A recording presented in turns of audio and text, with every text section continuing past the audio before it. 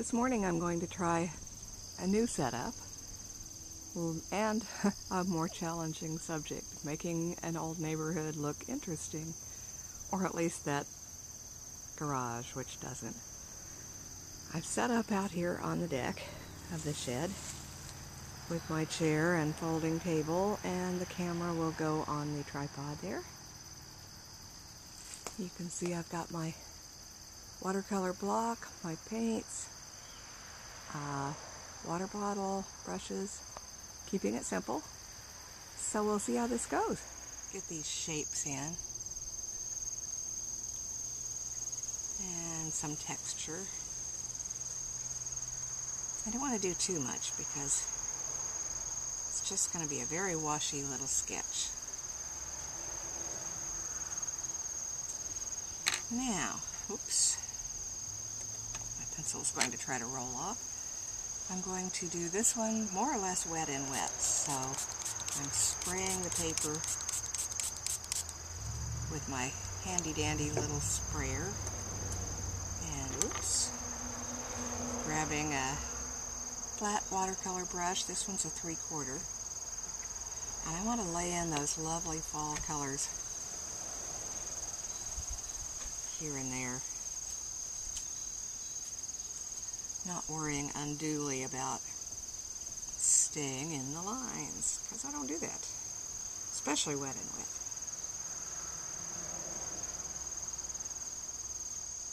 I'm going to come back and just blot that little bit back. I think that's a big old elm tree back here. Really pretty color. And if it blends a little bit into the other areas, that is perfectly okay, because this is a sketch.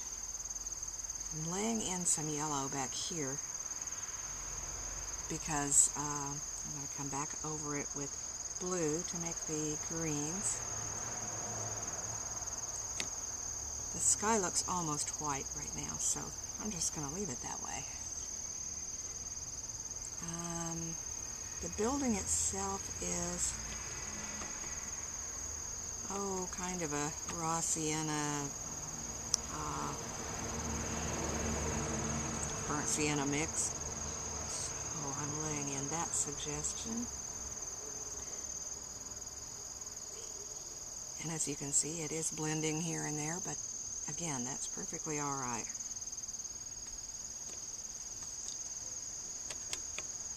More leaves and shadow back here.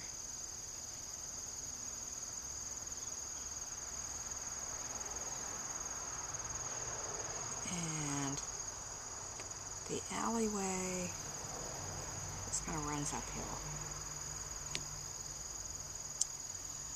Now some of these greens I'm going to lay in. I've mixed them already with phthalo blue and some burnt sienna, which is a nice dark subtle blue, or green, sorry, you know what I meant.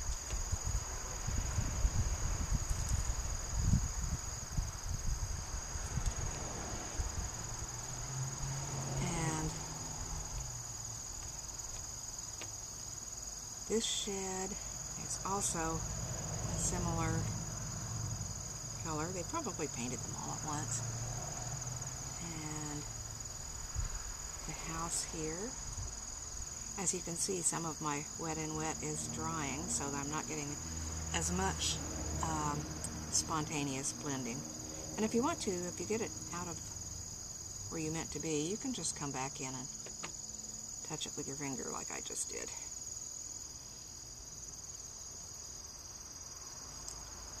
More of those lovely shining through greens.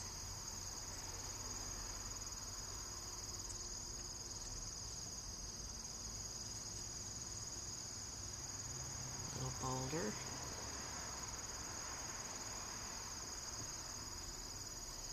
And there's a very yellowish green right down here. And actually, though I'm talking about the colors, it's more important to nail the values than the actual colors. you're going to be happier with your work, I believe. Color's great, but value's more important.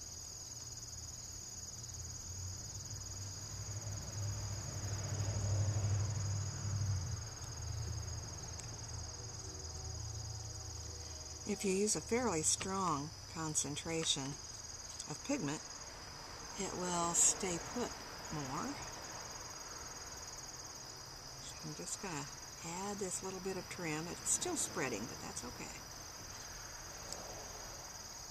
And these cut off trees here.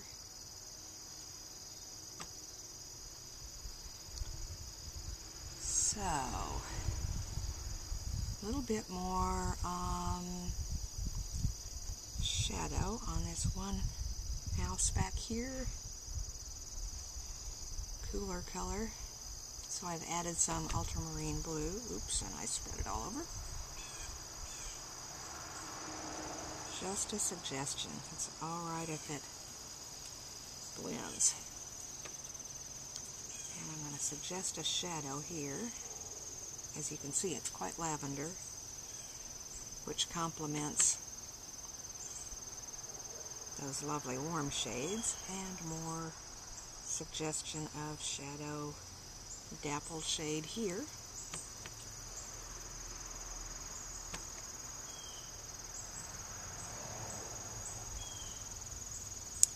And the long shadows here, also dappled. I think I'll switch to the round brush now. This is a Princeton round number 10.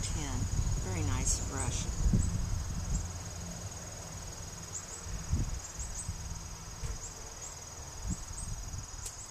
This is quite shady up in here. Gonna go a little bit darker back here. And while it's wet, I'm going to suggest that vine that's growing up the side of the building. A really pretty, brilliant color.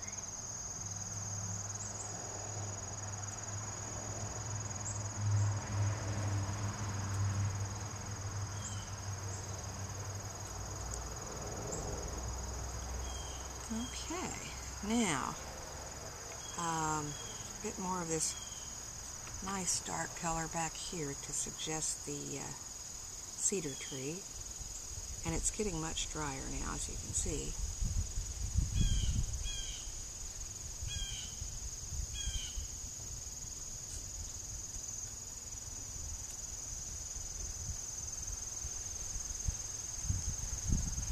A little blotting for texture, and a little more of the green here.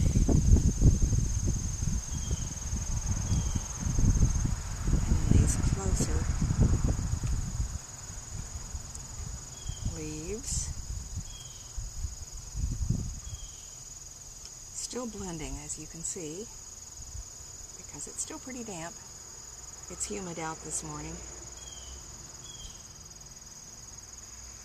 which is nice, actually. Lovely fall morning. Oops, that's going to want to roll off.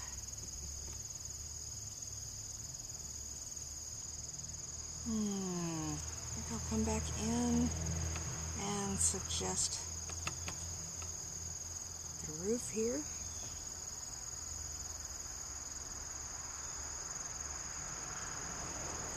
And it's a bit on the dappled side too. A browner one here. The flat brush lets me get more of an almost mechanical look that you kind of need on architectural details. I'm going to blot this a bit because I wanted a tiny bit lighter there. And ultramarine blue and just a bit of burnt sienna to make a nice dark for this section of roof, which is more in shadow.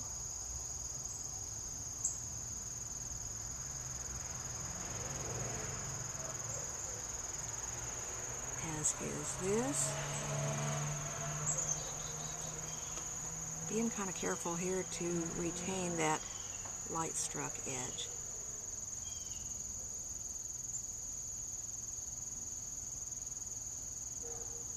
You can paint with a corner of a flat brush too, which is neat.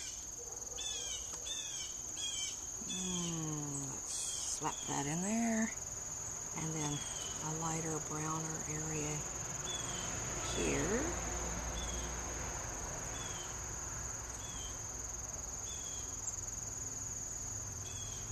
And as I say, it's perfectly okay if these blend some. It's more interesting. I'll let that rest a bit. Okay. Going to add a little bit more of the detail. There's some really neat shadows on this roof, so trying to get those in while it's still a bit on the damp side. Oh yeah, that's nice. And it's a bit cooler under the edge. And I don't mind a bit that it's blending here. Here, let me move that so you can see better. I can't move the tripod, but anyway, I can move my water.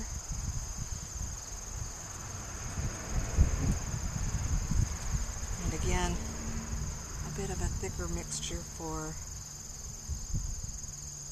these details.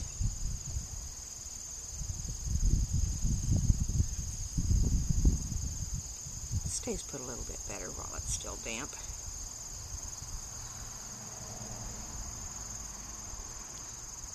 And I like that it jumps up and blends and gives you a looser, fresher feel. There's a bit of brown trim here and around the window.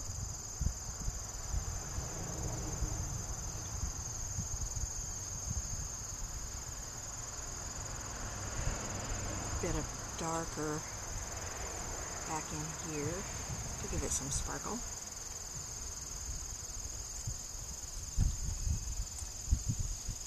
And we'll suggest that there. Oops. I could actually have let this blend a little bit, but it's still wet enough that I can come back in and it'll make an interesting background, which is what I'm aiming for here.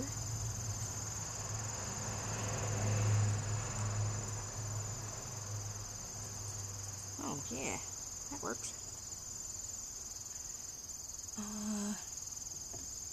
Okay. The trees are very dark.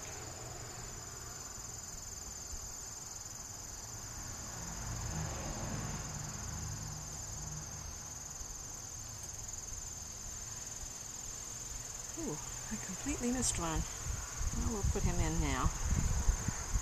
And there's more over here, actually. I wasn't paying attention.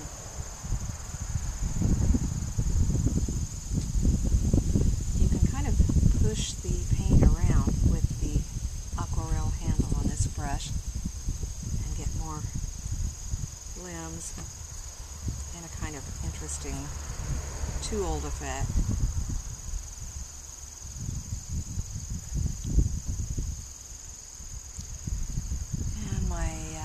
Vines have sort of disappeared a bit, so I'm going to slap in just a tiny bit more there.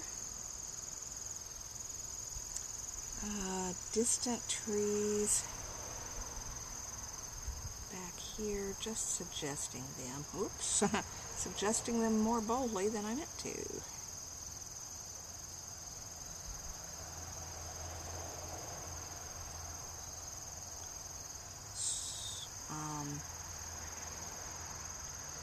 My sharp pointed brush does a good job on this. That pushes them, into the distance, keeping them lighter. The window on the house is reflecting something orange, which is kind of interesting, so I'm going to lay that in. And the darker part up here And let that blend a bit. Again, the shed in the foreground has this brown trim that gives it a little bit more interest.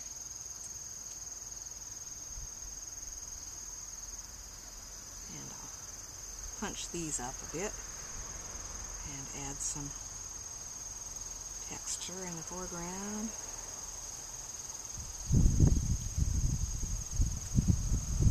There's a foundation here. Oh, let's make that not brown, despite the fact that it sort of is. And it peeks through the foliage. I'm going to blot it for some tonal variation. Now then, more detail on the roof as I can.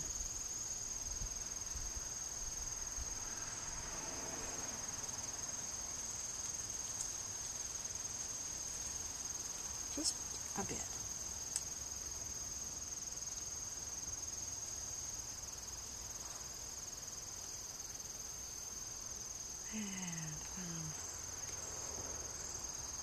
This is just a little shed, so it doesn't have a window,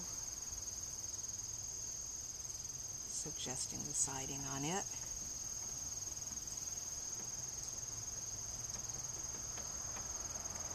That silly cat is trying to get out now. You're gonna have to wait, buddy. He's in my studio. Okay, I love to use spatter for texture and interest. So this is a little bristle brush with a sharpened end, coming in and adding some suggestion of foliage. And in order to make that more interesting, I blot so it isn't too uniform. Peppy, stop beating on the door, silly cat. And I can use the sharpened end to draw with if I want. So it cuts down on the number of tools I have to carry with me. I'm going to mix a good strong brown and a good strong green for these nice sharpened details. And I just dip my brush end in there.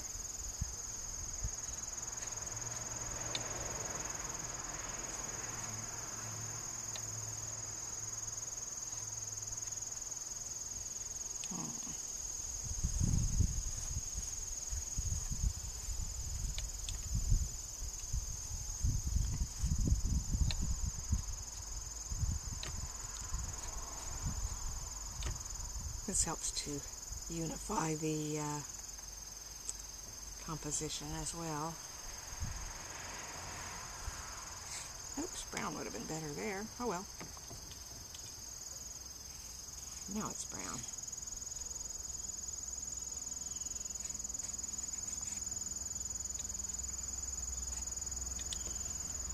And a couple of sticks here. Tie these areas together. Oops. And let's see, a little bit more detail on the closer shed roof would be interesting. So I'm mixing up a blue here and I'm going to suggest some of the, oops, my hand wiggled. So happily, I always carry a paper towel with me.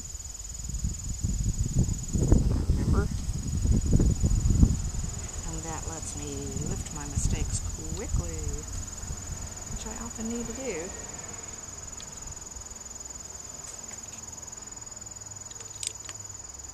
This area could use some